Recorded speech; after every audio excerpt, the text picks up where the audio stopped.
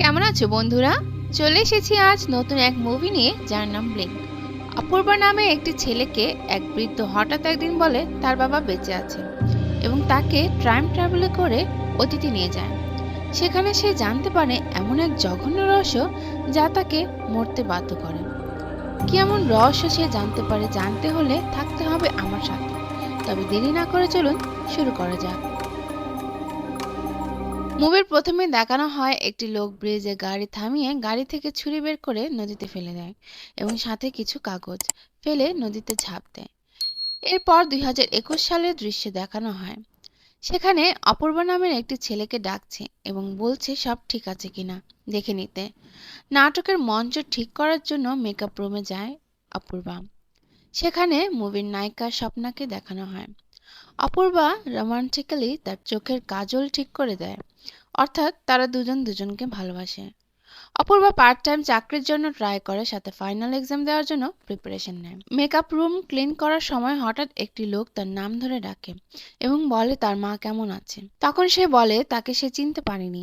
সে বৃদ্ধ লোকটি বলে তার মাকে বলতে তার স্বামী এখনো মারা যায়নি। যা শুনে সে অবাক হয়ে যায় এবং তাকে বিভিন্ন প্রশ্ন জিজ্ঞেস করলে সে লোকটি বলে সময় হলে তাকে সে সব বলবে বলে চলে যায়। এরপর থেকে অপূর্বা শুধু তার কথাই ভেবে চলেছে এবং স্বপ্নার সাথে শেয়ার করলে কেউ মজা করেছে বলে স্বপ্না বিষয়টাকে গুরুত্ব দেয় না।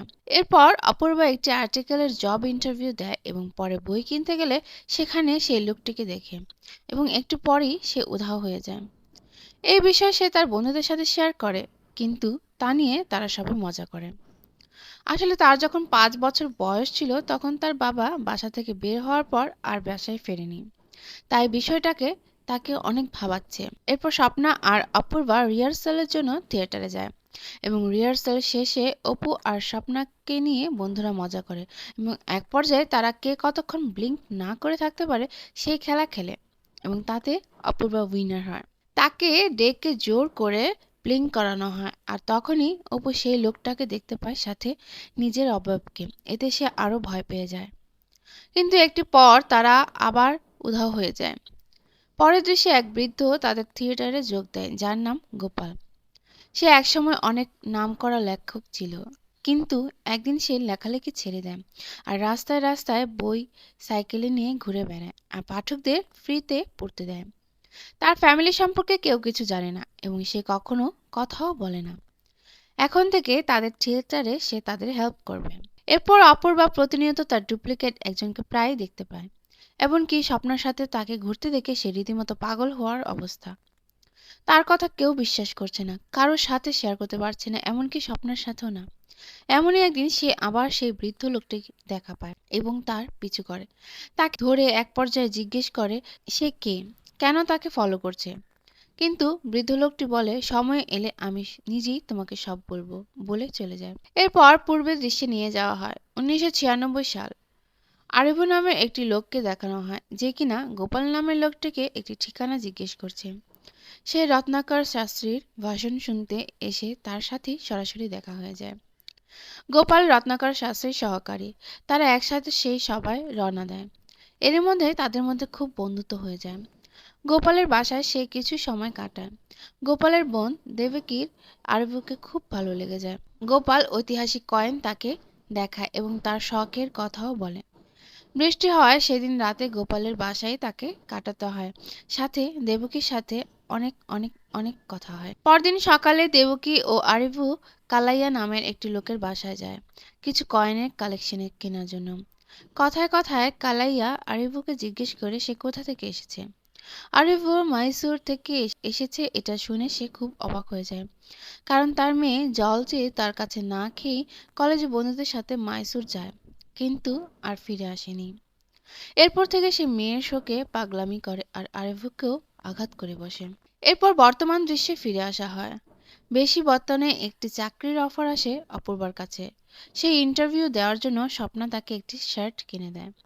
সেটা পরে সে সেই ঠিকানায় তার ফ্রেন্ডের গাড়ি নিয়ে যাওয়ার পথে সে তার অভাবকে দেখে আবারও ঘাবড়ে যায়, আবার চোখের পলকেই উধাও হয়ে যায়, আবার তার পাশে এসে বসে। অপূর্বা ভাবে এইসব তার কল্পনা, কিন্তু তার অভাব তাকে হাত ধরে বলে সেখানে না যেতে, এটা একটা ট্র্যাপ। কিন্তু অপূর্বা ভয় পেয়ে যায় আর তার কথা না শুনে সেই ঠিকানা যায়। সেখানে যেয়ে সেই দেখে সেই বৃদ্ধ লোকটি।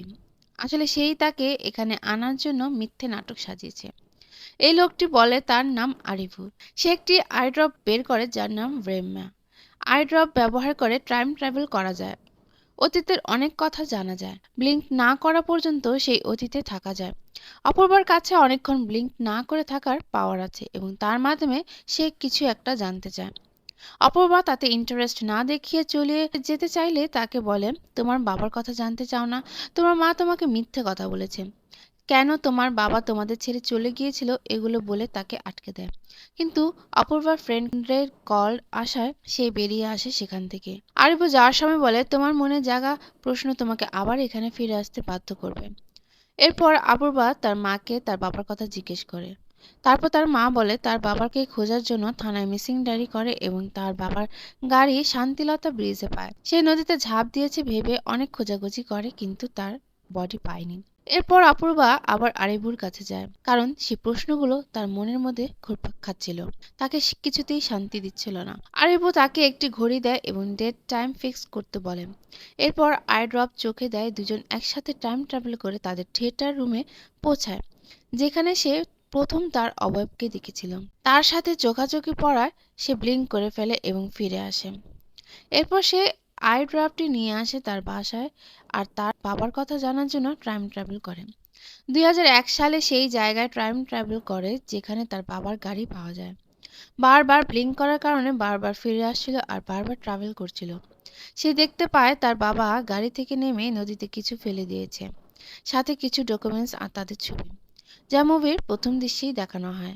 যখনই তার বাবা ব্রিজে উঠে ঝাঁপ দিতে চায় তখনই সে বর্তমানে ফিরে আসে আর চোখে অনেক জ্বালা করতে থাকে। এরপর আবার অতীতের দৃশ্যে দেখানো হয়, যেখানে আরিফু কালাইয়ার কাছ থেকে আঘাত পাওয়ার পরও আরো কিছুদিন গোপালের বাসায় থেকে যায়। গোপাল আর তার স্ত্রী ডাক্তারের কাছে যায় আর দেবকী বাসায় একা থাকায় তখন আরিফুর সাথে তার বন্ধুত্ব আরো জোরালো হয়। এরপর বর্তমান দৃশ্যে দেখানো হয়, যেখানে অপূর্বা আবার আরিফুর কাছে যায় এবং বলে তার বাবা তো নদীতে ঝাঁপ দিয়ে মারা গেছে, কিন্তু সে বলেছে তার বাবা বেঁচে আছে, কিভাবে সম্ভব? আরিফু বলে সে তার বাবাকে বাঁচাতে পারবে, কিন্তু চান্স একবারই। সকাল আর দুপুর বাদে দিনে যে কোনো সময় সে ট্রাভেল করতে পারবে, কিন্তু একদিনে 3বারের বেশি নয়। এরপর অতীতের দৃশ্যে দেখানো হয়, সেখানে দেখানো হয় আরিফু কালাইয়ার মেয়ের গায়েব হয়ে যাওয়ার কথা শুনে তাকে বাঁচাতে যায়। নদীতে ঝাঁপ দেওয়ার আগেই তাকে থাপ্পড় মেরে থামিয়ে দেয়, কিন্তু তার হাতের আংটিটি পড়ে যায়। ঠিক তেমনি ভাবে অপূর্বা তার বাবাকে নদী থেকে নৌকায় তুলে ফিরে নিয়ে আসে, বর্তমানে ব্ল্যাঙ্ক কাভারের আগেই। আরিফুর অতীতের দৃশ্যে দেখানো হয় আরিফুকে গোপাল তার বোনের পছন্দের কথা জানায় এবং আরিফু তার ভালোবাসার কথা স্বীকার করে এবং তাদের বিয়েও হয়ে যায়। অপূর্বাদের দলের লিডারের ওয়াইফের বাচ্চা হবে, তাই অপূর্বার সাথে গোপাল স্যারকে তার বাসায় নিয়ে আসে।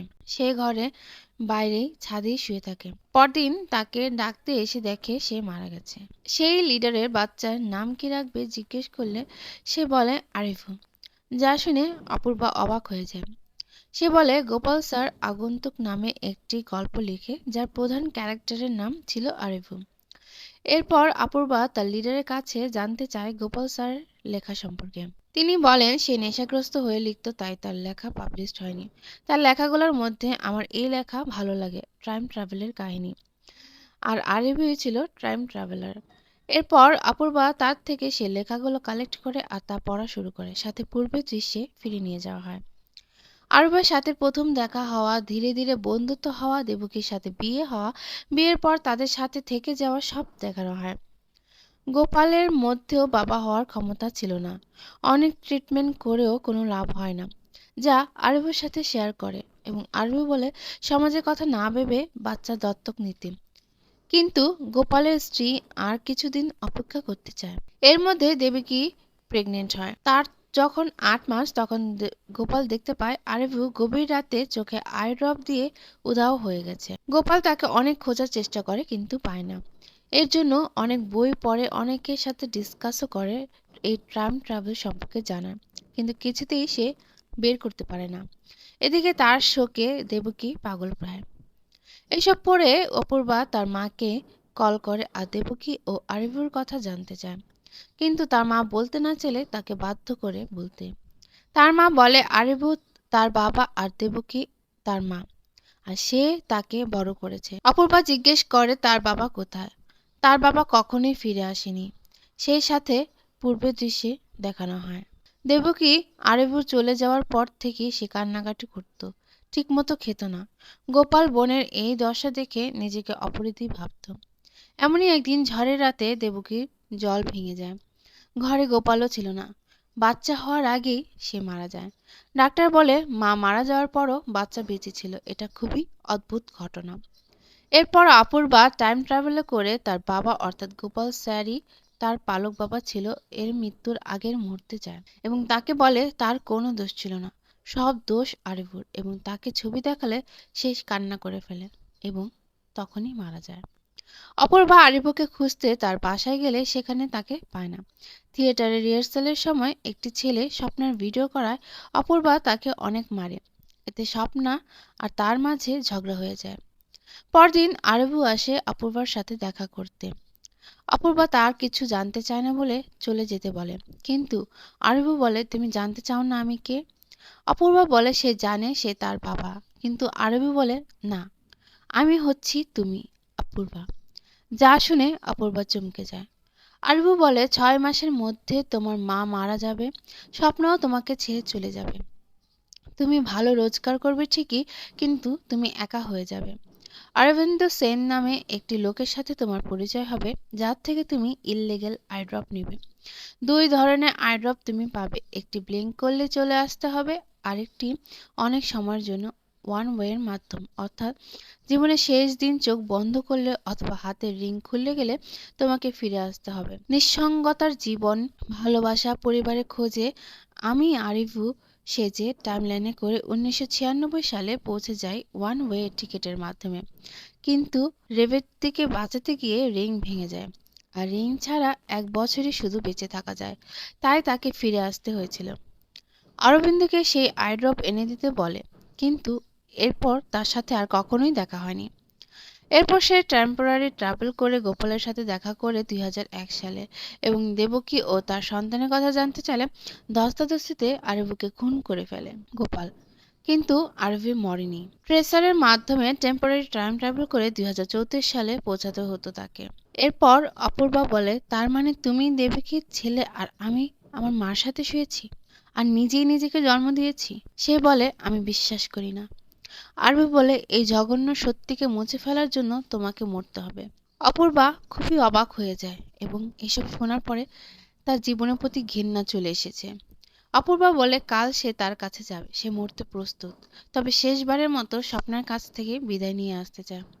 এরপরে সে স্বপ্নার সাথে টাইম স্পেন্ড করে, অনেক ভালো সময় কাটায় এবং স্বপ্না তাকে একটি রিং দেখায় যেটা কিনা আরিভুর ছিল। স্বপ্না বলে এটা তার মার এঙ্গেজমেন্ট আংটি, এটা সে তাকে দিয়েছে এবং স্বপ্না বলে তাদের এঙ্গেজমেন্টের দিনও তারা এটা দিয়ে এঙ্গেজমেন্ট করবে। তাতে অপূর্বা কান্না করে ফেলে। পরদিন সে আরিভুর কাছে যায়, কিন্তু উল্টো সে তাকে শুট করে। এরপর নিজেকেও নিজে শুট করে, আর এখানেই মুভিটা শেষ হয়। তো বন্ধুরা, মুভিটি কেমন লাগলো তা আমাকে কমেন্ট করে জানাবেন, আর ভিডিওটি ভালো লাগলে একটা লাইক ও সাবস্ক্রাইব করে পাশে থাকবেন। ধন্যবাদ।